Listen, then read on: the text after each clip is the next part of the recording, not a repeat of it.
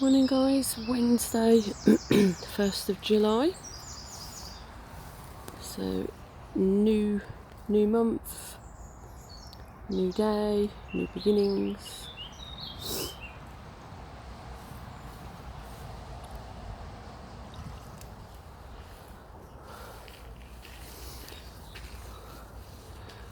Or for some people may feel like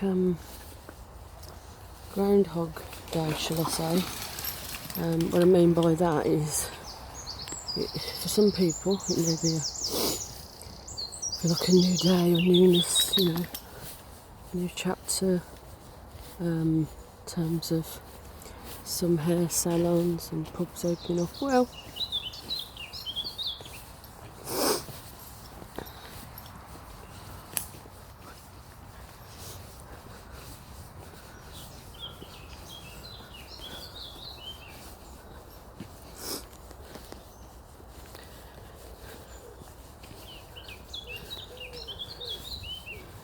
however,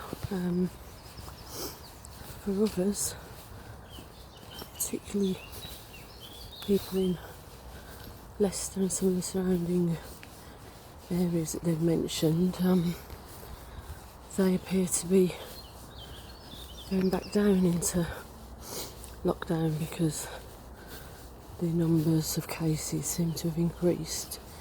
But also, when I was sort of watching some of the TV this morning, I mean, sometimes it's hard to know what's the truth, what's not, what's fact.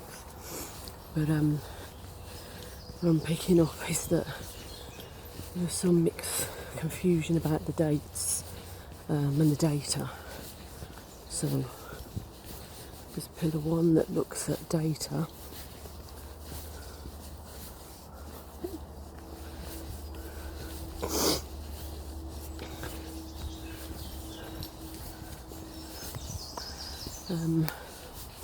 From the stats that come directly from places like, tests from hospitals, and then there's other data that comes from things like drive-throughs and various other means, other testing kits and so forth.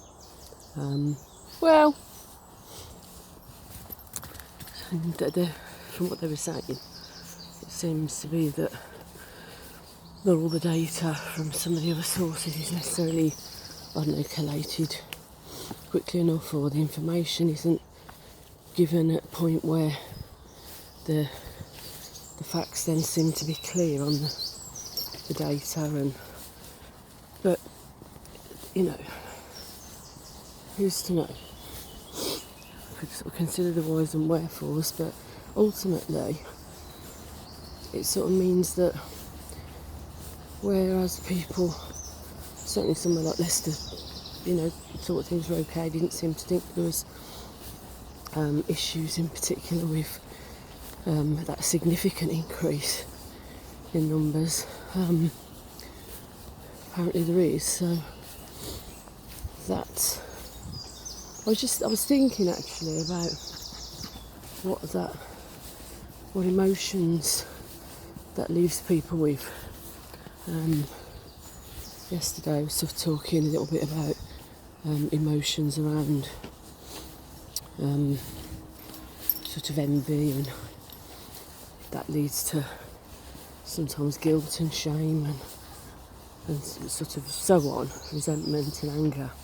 But actually, if you're left feeling confused,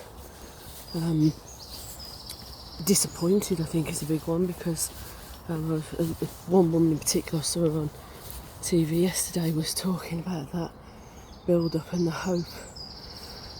She was about to open up, I think it was a hair salon, and that and they said, actually no, they've got to go back into lockdown. She just told the staff, and she says they were really gutted, really upset. In fact, the word she used at one point, I think, was devastating. And I was just thinking about that level of emotion. It's like what struck me is it's that sense of a roller coaster. It's the up and the building up, this sort of climax, if you like, and then this, sorry, no, that ain't going to happen. And the level of disappointment and the sense of emotion, feelings that will bring you down. But mixed in with that, there will also be different feelings as well. So some people will start to feel frustrated, so confused, anger, anxiety about the unknowns. What does that mean? You know, they're already concerned for them, their families, the businesses, wanting to try and get something back in terms of trying to make a little bit of money, and this certainly doesn't go towards making that happen. And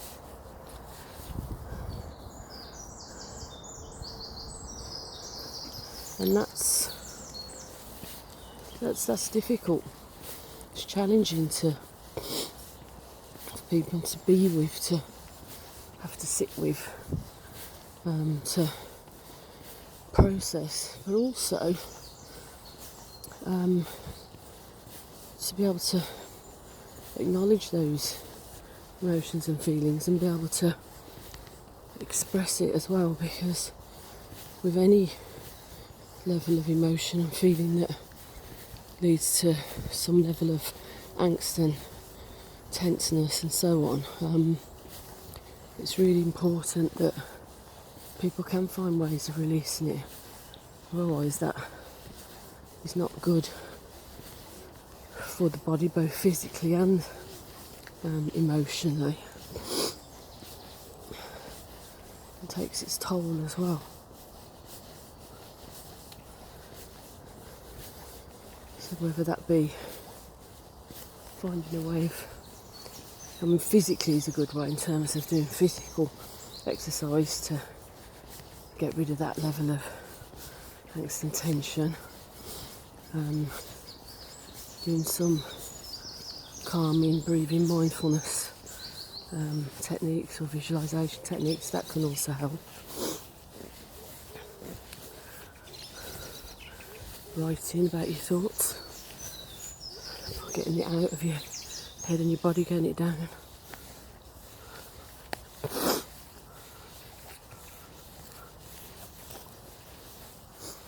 On paper, that can help. Some people actually are much better at creating pictures, so some people might use art and do something visual or doodle, find a way of expressing it through art. Some people actually may find a way of expressing their emotions and feelings through different kinds of music that you can play. Music has a massive impact, I'm sure we all know, of influencing your emotions and feelings, both in terms of really lifting you, can give you a real sense of energy, and also below, come on, it can do the opposite depending on the type of music that you listen to. It can bring it down as well sometimes. So it's important, if it is music, to come on, listen to something that really sort of works. Come on.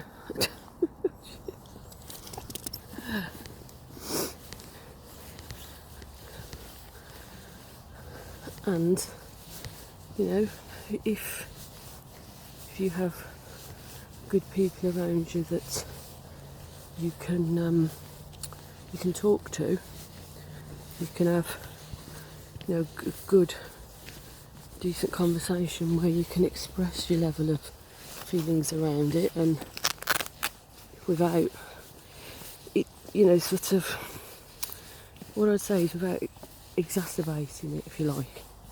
So you have to be mindful that if you're talking to somebody about how you're feeling about it, that you're both able to express that together, but in a way that then enables that to be a healthy outlet. Because sometimes with some people you might share things about how you feel, and if you're not careful you can end up allowing it to really rile you up and allowing it to fester even more, because it feeds off each other. So I think it's important to be able to do that to a point, but then you also need to, be able to find that person where you can just be able to sort of look at, I suppose, express it in a healthy way. And also, what struck me then was having a sense of humour. Sometimes when things are feeling really challenging and difficult and it all just feels a bit, sometimes the greatest pick-me-up is humour, laughing at something, making fun of it, the ridiculousness, the absurdity of it, watching uplifting comedy on TV or DVD or YouTube or whatever, that can really help as well. So guys, I'm going to sign off in a minute. She's eating the berries. Have the rest of a great, wild, wacky Wednesday, and I shall speak to you later.